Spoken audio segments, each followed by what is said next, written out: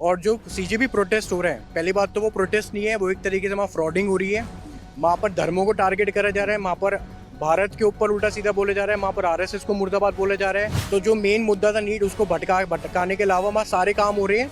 तो ये बहुत निंदनीय है, बहुत बहुत गलत बात है कि आप इस तरीके से नॉर्थ ईस्ट का ऑफिशियल को आप इस तरीके से बोलो। वो मीडिया को वहां जाने नहीं दिया जा रहा, लेकिन एक ऐसी मीडिया भी है जिसको वहां पर 24 घंटे के लिए खाना भी मिल रहा है, रहने को भी मिल रहा है और वाहवाही भी मिल रही है। क्यों? क्योंकि ये इनके मन मुताबिक चल रहा है। वहाँ पुलिसकर्मी खड़े हैं, आपको पता होगा कि जो एजेंडा चलाने के लिए तो मणिपुर की आवाज उठाते हैं, मणिपुर में नॉर्थ ईस्ट की आवाज उठाते हैं, और वहीं पे नॉर्थ ईस्ट के मणिपुर के ही पुलिस वाले हों या सिक्किम के हों, चाहे किसी और क्षेत्र के हों, तो उनको आकर के इस तरीके की टिप्पणी किया जाता है। मोमोस वाले तक की कई वीडियोज आ जाती हैं। तो वो बयान क्यों नहीं दे रहे? मैं तो सिंपल सी बात करूँ, उनका जजमेंट क्यों नहीं आ रहा?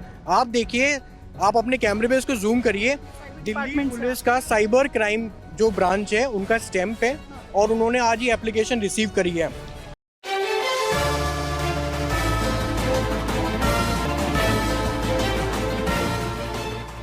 नमस्कार, मैं सौम्या और इस वक्त हम मौजूद हैं मंदिर मार्ग थाना के बाहर, और इसका कारण कॉकरोच जनता पार्टी में आए एक उस व्यक्ति के बारे में है जिसने कुछ पुलिस वालों के झुंड को जो है ये कहा कि ये लोग जो है ये चाइनीज़ है। अब चाइनीज़ पुलिस को जो है यहाँ पर जंतर मंतर पे जो है खड़ा कर दिया गया है। उसने ये तक दावा किया कि उसने उन लोगों के पास जाकर के आवाज़ें भी सुनी, भाषा भी सुनी, और साफ तौर पे उसे समझ में आया कि ये सब जो है चाइनीज़ भाषा में बात भी कर रहे हैं। इस सब को लेकर के ये लोग यहाँ पर आए थे और इन्होंने जो है एक FIR कंप्लेंट कराई है। इसको लेकर के बातचीत करेंगे। सर, सबसे पहले तो आप लोग यहाँ आए थे, क्या आप लोगों ने कंप्लेंट दायर करा? देखिए मैम, हम यहाँ पर 2 दिन से आए हुए हैं और बहुत बहुत धन्यवाद करते हैं दिल्ली पुलिस का, IT सेल जो साइबर क्राइम ब्रांच है। अभी हम लोग मंदिर मार्ग जो थाना है उनके बाहर खड़े हैं और हमने यहाँ पर SHO सर से बात करी है, उनको हमने पूरा केस समझाया है। असल में हुआ क्या था, एक मोहम्मद अमीर मंसूरी नाम का एक व्यक्ति है जो CJP के प्रोटेस्ट में आया था। उस इंसान ने क्या करा कि जो नॉर्थ ईस्ट के जो पुलिस वहाँ पर तैनात थे, जो प्रोटेस्टर की सेवा के लिए वहाँ तैनात थे, उस इंसान ने उन लोगों को बोला है कि ये चाइनीज़ है और मेरे से चाइनीज़ में बात कर रहे हैं। तो आप देखिए, इतनी बड़ी टिप्पणी करना, वो भी एक नॉर्थ ईस्ट स्टेट के लिए जो भारत का एक अभिन्न अंग है, ठीक है। माँ के लोगों को जिस तरीके से क्रिटिसाइज़ करा जा रहा है, किस तरीके से रेसिज्म फैलाया जा रहा है, ठीक है, वो भी CJP के प्रोटेस्ट में अभिजीत दिपके, सौरव दास, विजय दहिया के सामने ये सब चीज़ें हो रही है। और CJP के प्रोटेस्ट में कोई भी उनका जो CJP के प्रोटेस्ट में जो उनका स्पोक्स पर्सन है, इसके ऊपर ऑब्जेक्शन नहीं उठाया है। हम लोग हैं, हम देश के नागरिक हैं, हम एक लॉ अबाइडिंग सिटीजन है, हम टैक्स पेयर हैं और हम मानते हैं कि देश के जितने भी हमारे राज्य है वो हमारे देश का एक इंटीग्रल पार्ट है। इसके तहत हमने एक FIR कराने की कोशिश करी है और बहुत अच्छी बात है कि पुलिस ने इस कंप्लेंट को दर्ज कर लिया है। इसमें हमने जो BNS की जो भी कड़ी से कड़ी धाराएं है वो पुलिसकर्मी इसके ऊपर लगाए, इस इंसान के ऊपर, इसे जल्दी से जल्दी पकड़ने की कोशिश करा जाए। और इस तरीके से एक मैसेज जाना चाहिए सोसाइटी में कि आप कभी भी किसी के खिलाफ इस तरीके से बयान देने से पहले आप 2 बार सोचो। मैं बहुत बहुत धन्यवाद करता हूँ और police official that they have lodged an FIR against this accused. The accused name is Mohammed Amir Mansoori. This person was caught in CJP protest by using some derogatory words related to the Northeast police official. तो इस चीज़ के लिए हम चाहते हैं कि police इस पर जल्दी से जल्दी कड़ी से कड़ी कार्रवाई करी जाए। और जो CJP प्रोटेस्ट हो रहे हैं, पहली बात तो वो प्रोटेस्ट नहीं है, वो एक तरीके से वहाँ फ्रॉडिंग हो रही है।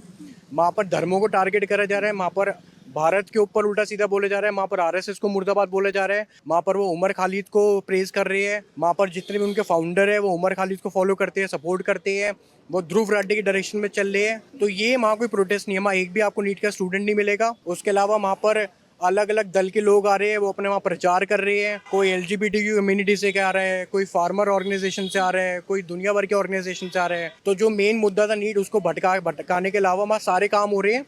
तो ये बहुत निंदनीय है, बहुत बहुत गलत बात है कि आप इस तरीके से नॉर्थ ईस्ट का ऑफिशियल को आप इस तरीके से बोलो। एक बात बताइए, नॉर्थ ईस्ट को लेकर के बार बार जो ऐसी टिप्पणियां सामने आती हैं, बार बार ये कहा जाता है कि भाई वहाँ के लोगों को कभी कोई चाइनीज़ कह देता है, कभी मोमोज कहता है, कभी कुछ कहता है। इन चीज़ों को अभी तक आम लोगों को कहा जाता था, पुलिस पर ये डायरेक्ट टिप्पणी किस तरीके से? देखिए, वो पुलिस जो इन्हीं की सुरक्षा में लगी हुई है, वो पुलिस जो आज अपने परिवार के पास 5 मिनट का समय नहीं दे पा रही है, क्योंकि उनको इनकी सुरक्षा में खड़े होना पड़ रहा है। संविधान की शपथ लेकर के उन्होंने वर्दी पहनी है, उस संविधान की शपथ को निभाना पड़ रहा है। लेकिन क्या ये लोग इसी तरीके की विचारधारा रख सकते हैं। जैसे अभी थोड़े दिन पहले शर्जील इमाम उमर खालिद को लेकर के वहां पर नारे लगाए जा रहे थे और जब इनका विरोध किया गया या मीडिया ने बोला भाई नीट का मुद्दा है तो आप ये शर्जील इमाम उमर खालिद का क्यों सपोर्ट कर रहे हो, तो उनको गोदी मीडिया कह के भगा दिया गया। वो मीडिया को वहां जाने नहीं दिया जा रहा। लेकिन एक ऐसी मीडिया भी है जिसको वहां पर 24 घंटे के लिए खाना भी मिल रहा है, रहने को भी मिल रहा है और वाहवाही भी मिल रही है। क्यों? क्योंकि ये इनके मन मुताबिक चल रहा है। वहाँ पुलिसकर्मी खड़े हैं। आपको पता होगा कि जब भी इस तरीके के बड़े प्रोटेस्ट होते हैं तो एक राज्य से दूसरे राज्य तक की भी पुलिस बुलाई जाती है, मिलिट्री भी बुलाई जाती है जो हमारा होता है, तो उसी में उसके जवान खड़े हुए हैं और यही रिपोर्टर बोल रहा है वहाँ पर ये देखो ये तो चाइनीज पुलिस क्यों बुला ली यहाँ पे, चाइना की पुलिस की जरूरत पड़ गई भारत में। और मैं तो इनके पास खड़ा हुआ ये तो चाइना में भाषा करते। सर ये चाइनीज नहीं है, ये हमारे अभिन्न भारत के एक राज्य के रहने वाले निवासी हैं जो अपना परिवार, अपना राज्य, अपना घर छोड़ करके हमारी दिल्ली में आकर के हमें सुरक्षा प्रदान करते हैं। प्रोटेस्ट में कुछ ऐसे लोग भी थे जिन्होंने शर्जील इमाम का भी समर्थन किया, उसने जिसने कहा था काटने की बात, को काट दो, उसने कहा था नॉर्थ ईस्ट का अलग कर दो और इन्होंने वही काम किया। इनको नॉर्थ ईस्ट के लोग जो हैं वो चाइनीज नजर आते हैं। ठीक है, अगर बिहार से कोई पुलिसकर्मी आएगा तो उसे बिहारी बोल देंगे। ठीक है, तो ये ऐसे ही लोग हैं।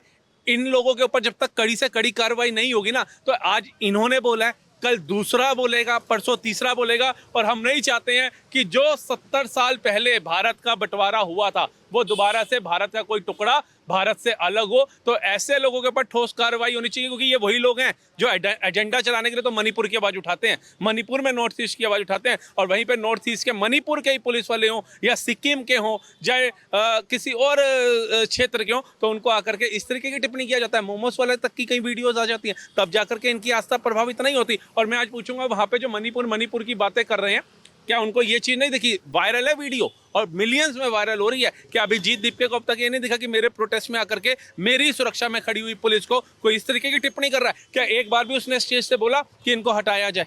नहीं। लेकिन जो मीडिया जा रही है उसे बोला जा रहा है कि गोदी मीडिया आउट हो जाओ। आप कह रहे हैं कि जिन पुलिस अधिकारियों पर इस तरीके के बयान दिए गए, पुलिस के जवान जो खड़े थे उन पे ये बयान दिए गए, या फिर जो भी देश के खिलाफ बोल रहा है उस पर वहाँ कोई कार्यवाही नहीं होती, बल्कि अगेंस्ट सच्चाई है ये। वहाँ पे आप ब्रेड पकोड़ा सुबह खाइए चाय के साथ, आप वहाँ पे दोपहर को दाल मखनी, शाही पनीर, गाजर, वो मूंग दाल का हलवा खाइए, रायता लीजिए, सलाद लीजिए और अरोड़ा लेमन साथ में ठंडी ठंडी पीजिए। उसके बाद शाम को आपको नाश्ता वहाँ पे दिखेगा, वीडियो आती हुई, छोले कुलचे आते हुए दिख जाएंगे। नहीं तो और नाश्ते के अंदर आपको फैन, बिस्कुट, काजू सब कुछ मिलेगा। वहाँ पर बिरयानी तक मिल रही है। वहाँ पर वेज बिरयानी हो या नॉन वेज है ये तो नहीं पता, लेकिन बिरयानी वहाँ पे बांटी जा रही है और रात को फिर थाली आ रही है। अगर 100 रुपये का नाश्ता भी आ रहा है एक बंदे के लिए, तो आप सोचिए 300 बंदों का नाश्ता सुबह आ रहा है, 300 बंदों की रोटी आ रही है। थाली अगर 300 रुपये की, 250 रुपये की थाली है तो 300 बंदों की है। इस सब की कैलकुलेशन करके देखिए ये रोज का 3 से 4 लाख रुपया कहां से आ रहा है इनके पास। ना अभिजीत दीपके बहुत तगड़े साहूकार परिवार से हैं, ना ही बाकी के वहां पे लोग हैं अमीर परिवार से, रतन टाटा के घर से तो है नहीं। तो इतना पैसा कौन फंडिंग कर रहा है ये भी मोदी सरकार को देखना चाहिए,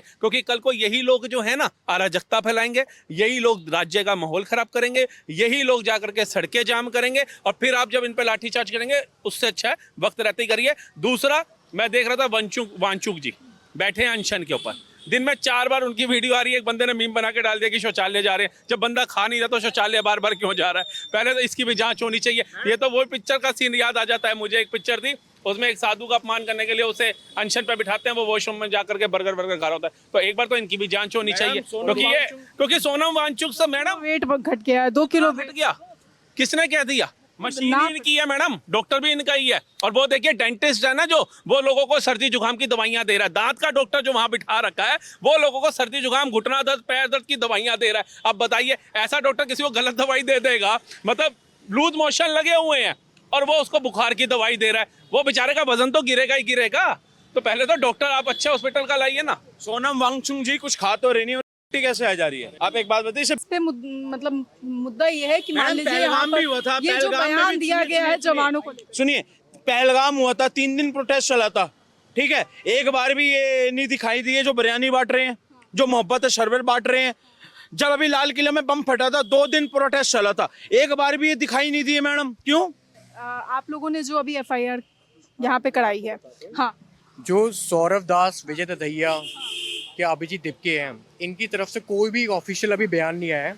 इन्होंने कोई प्रेस कॉन्फ्रेंस नहीं करी है कि जिस तरीके से अभी नॉर्थ ईस्ट के जो हमारे पुलिस ऑफिशियल हैं उनके खिलाफ जिस तरीके से टिप्पणी करेगी उनके प्रोटेस्ट में, उनके सामने उन पे वो कोई बयान दे, और वो नहीं देंगे। क्या आगे आप लोग कार्य उनको प्रॉब्लम होती है धर्मेंद्र प्रधान से, उनको प्रॉब्लम होती है सरकार की नीतियों से, उनको प्रॉब्लम हर चीज़ से होती है, पर उनको इस चीज़ से प्रॉब्लम नहीं कि उनके प्रोटेस्ट में आए हुए लोग वहाँ पर नारे लगा रहे आरएसएस मुर्दाबाद।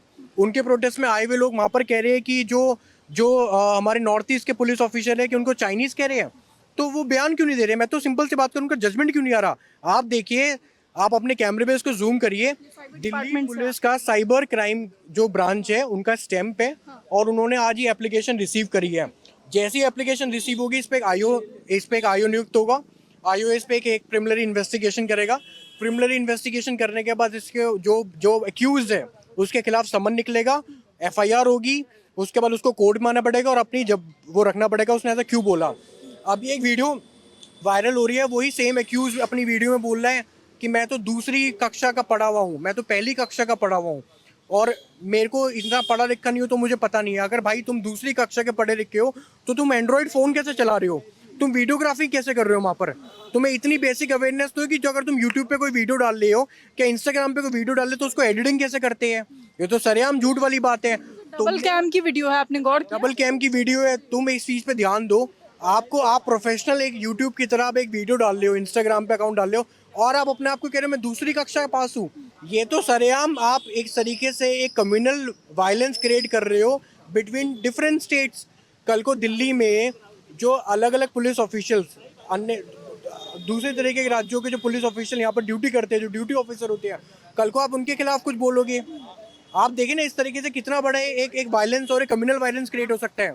तो आप लोग आगे क्या कार्यवाही चाहते हैं? आगे हम कार्रवाई हम ये करेंगे कि हम अभी वेट कर रहे हैं पुलिस के वेट करने के बाद अब इस पे एफआईआर होगी। एफआईआर को लेने के बाद हम कोर्ट जाएंगे, भले चाहे हम लोगों को हाई कोर्ट जाना पड़े, सुप्रीम कोर्ट जाना पड़े, पर मैं इस इंसान को जेल में भिजवा के रहूँगा।